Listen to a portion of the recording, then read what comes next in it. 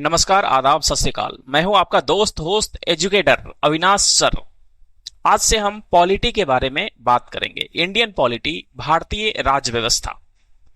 भारतीय राज्य व्यवस्था यूं तो पढ़ने चले तो बहुत बड़ा सब्जेक्ट है, लेकिन हम लुसेंट जीके तक, लुसेंट जनरल नॉलेज का जो किताब है उस पे बेस्ड चीजें पढ़ेंगे। उसमें जो चीजें दी गई हैं उन चीजों का ही अध्ययन करेंगे। साथ ही साथ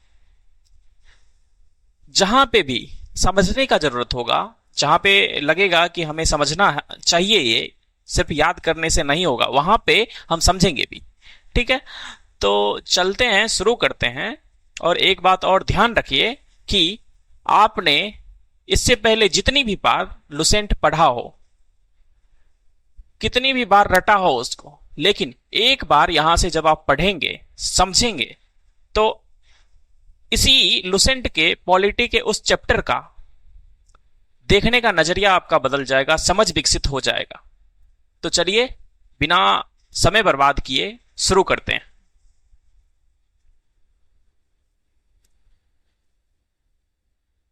सो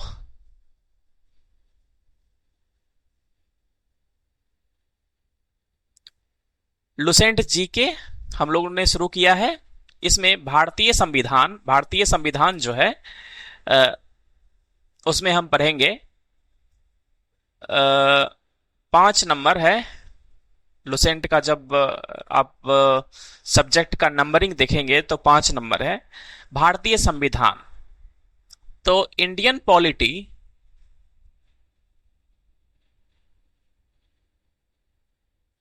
में भारतीय संविधान के बारे में हम पढ़ने जा रहे हैं। सबसे पहला चैप्टर है भारतीय संविधान के विकास का संक्षिप्त इतिहास। चलिए देखते हैं संविधान का संक्षिप्त इतिहास। लेकिन उससे पहले यह जान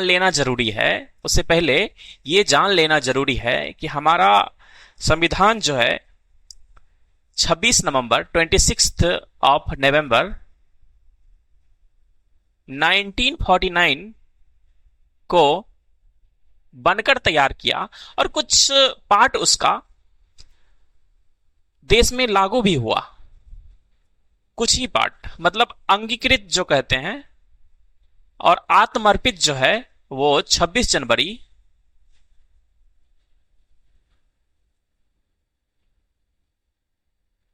1950 को हो गया।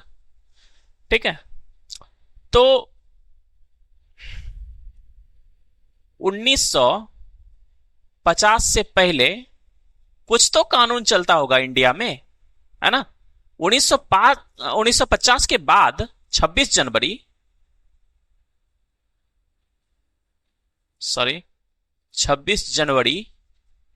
1950 से पहले तो कोई कानून होगा, है ना। 1950 के बाद तो हमारा इंडियन कॉन्स्टिट्यूशन के हिसाब से, इंडियन कॉन्स्टिट्यूशन के हिसाब से चीजें चल रही है। लेकिन इससे पहले का कानून कौन चलाता था, कैसे चलता था?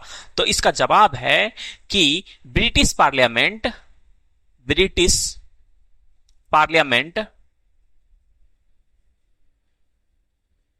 हमारे लिए कानून बनाया करती थी। और अलग अलग समय पे कभी कंपनी ने 1772 से लेकर के आधिकारिक रूप से 1858 तक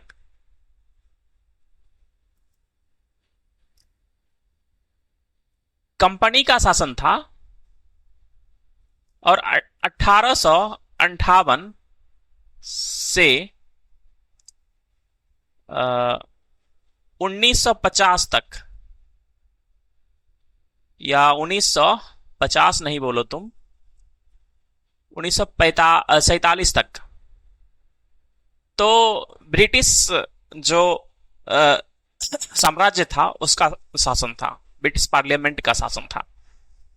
तो 1772 में जब पहली बार कानून लाया गया इंडिया के लिए, है ना, रेगुलेट करने के लिए, किसको रेगुलेट करने के लिए?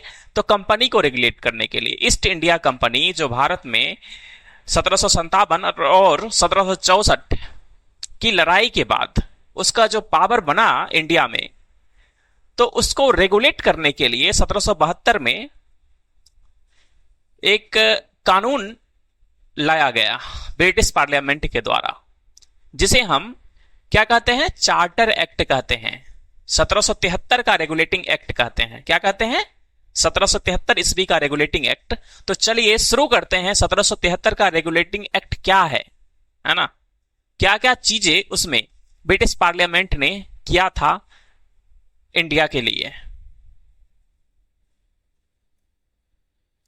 भारतीय संविधान के विकास का संक्षिप्त इतिहास हम लोग देखने जा रहे हैं। 1757 में प्लासी का युद्ध हुआ था, मालूम है? नहीं है तो याद कर लीजिए। 1757 ईस्वी में प्लासी का युद्ध हुआ था। 1764 ईस्वी में बक्सर का युद्ध हुआ था। क्या डिटेल्स है ये युद्ध का, जानना इंपॉर्टेंट नहीं है, लेकिन फिर भी मैं आपको बता देता हूं। 1757 ईस्वी में प्लासी का जो युद्ध हुआ था वह अंग्रेज में से कौन? रॉबर्ट क्लाइव था उस टाइम। सॉरी, रॉबर्ट क्लाइव नहीं था, वारेन हेस्टिंग था।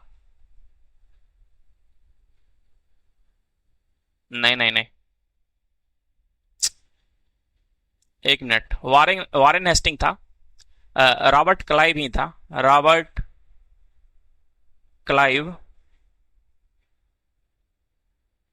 और वर्सेस मीर कासिम।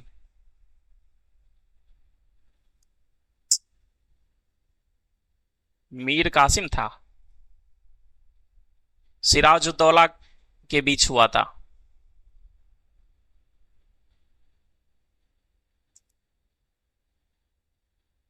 सिराज, तो रॉबर्ट क्लाइव और सिराज के बीच जो हुआ था 1757 का प्लासी की लड़ाई हुई थी। और 1764 का बक्सर जो हुआ था अंग्रेज वर्सेस किसके किसके बीच हुआ था? तो अवध,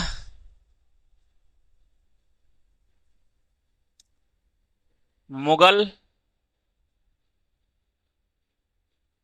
और बंगाल, ये तीनों का शासक आपस में मिल करके अंग्रेज के साथ लड़ाई लड़ा था, है ना? तो 1764 में आपको याद रखना है कि बक्सर का युद्ध हुआ, 1757 में प्लासी का युद्ध हुआ। चलिए आगे बढ़ते हैं। 1773 ईस्वी का रेगुलेटिंग एक्ट। 1773 में जो पहली बार भारत में कंपनी को नियंत्रित करने के लिए ब्रिटिश पार्लियामेंट के द्वारा कानून लाया गया, यही कानून है 1773 ईस्वी का रेगुलेटिंग एक्ट। ठीक है, कंपनी के कार्यों को नियमित और नियंत्रित करने के लिए पहला कदम था ये। पहली बार कंपनी के प्रशासनिक और राजनीतिक कार्यों को मान्यता मिली। ब्रिटिश पार्लियामेंट ने प्रशासनिक और राजनीतिक कार्यों को मान्यता दे दी 1773 के रेगुलेटिंग एक्ट के द्वारा। कैसे समझना है थोड़ा, है ना? पहली बार क्यों? पहले बार इस तरह का कोई कानून ब्रिटिश पार्लियामेंट ने कंपनी को रेगुलेट करने के लिए नहीं बनाया था। ठीक है, और उसको नियंत्रित करने के लिए नहीं। हालांकि रूल्स वगैरह तो चार्टर तो पहले भी जारी हुए हैं, लेकिन ये चार्टर 1773 वाला चार्टर महत्वपूर्ण इसीलिए है कि कंपनी का कार्य जो यहां पे चल रहा है उसको नियमित और नियंत्रित करने के लिए ये पहला कदम है। पहले तो बस कंपनी जो है व्यापार करना उसका काम था। कोई भी कंपनी है मान लो, तो उसका व्यापार करना ही काम होता है ना। लेकिन ये कंपनी जो है अब प्रशासन और राजनीति में भी एंट्री कर चुका है। तो इसीलिए पहली बार कंपनी के प्रशासनिक और राजनीतिक कार्यों को मान्यता दी गई। केंद्रीय प्रशासन की नींव। केंद्रीय प्रशासन की नींव का अर्थ क्या है? कई सारे स्टेट्स है, कई सारे प्रांत हैं, ए बी सी डी, सबको अंग्रेज ने क्या किया? जीता। सबको तो नहीं, उस टाइम तक जीता, लगभग सबको नहीं जीता था, कुछ तो बचे थे। तो इन सब को एक छत के अंदर किया, है ना। पहले बंगाल का गवर्नर हुआ करता था, बंगाल का गवर्नर, है ना, पहले बंगाल का गवर्नर हुआ करता था। अब बंगाल के गवर्नर को बंगाल का गवर्नर जनरल नाम दिया गया। क्या नाम दिया गया? बंगाल का गवर्नर जनरल। और उसके अंदर मुंबई, मद्रास, इन सबको कर दिया गया। ठीक है, चलिए विशेषताएं देखेंगे 1773 का। बंगाल के गवर्नर को बंगाल का गवर्नर जनरल पद का नाम मिला। ठीक है, पहला नंबर ये याद रखना है कि बंगाल के गवर्नर को बंगाल का गवर्नर जनरल का पद मिला। मुंबई एवं मद्रास का गवर्नर इसके अधीन कर दिया गया। यही तो है सेंट्रलाइजेशन, यही तो है केंद्रीयकरण, है ना। केंद्रित करने का मतलब यही था जो पिछले पीपीटी में हमने देखा। केंद्रीय प्रशासन की नींव, केंद्रीय प्रशासन का नींव का मतलब क्या है? एक सेंटर में हमारा स्टेट है, हमारा इंडिया है। इंडिया बहुत सारे स्टेट से, राज्यों से मिलकर के बना है ना।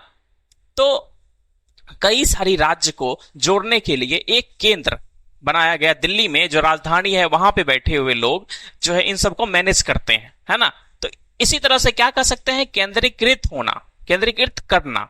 तो वही चीज यहां पे लिखा था।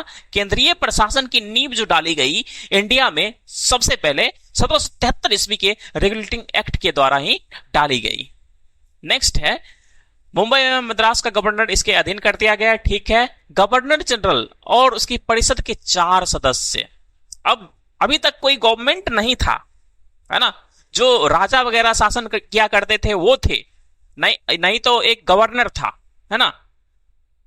1773 तक तो गवर्नर ही एक था जो काम करता रहता था, है ना, जो अपने हिसाब से काम करवाता था या करता था। तो अभी क्या किया कि एक जो है गवर्नर जनरल होगा, एक गवर्नर जनरल है, उसके साथ साथ 4 लोग, 4 सदस्य।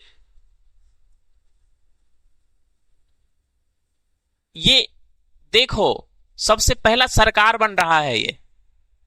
इसका क्या मतलब है? सबसे पहला सरकार इंडिया में बन रहा है। ये एक गवर्नर जनरल होगा और 4 उसके सदस्य होंगे और ये आपस में निर्णय करके कोई भी डिसीजन लिया करेंगे। 1774 में एक उच्चतम न्यायालय की स्थापना की जाती है। उस उच्चतम न्यायालय का जो मुख्य न्यायाधीश होता है सर एलिजा इम्पे होता है। सर एलिजा इम्पे होता है।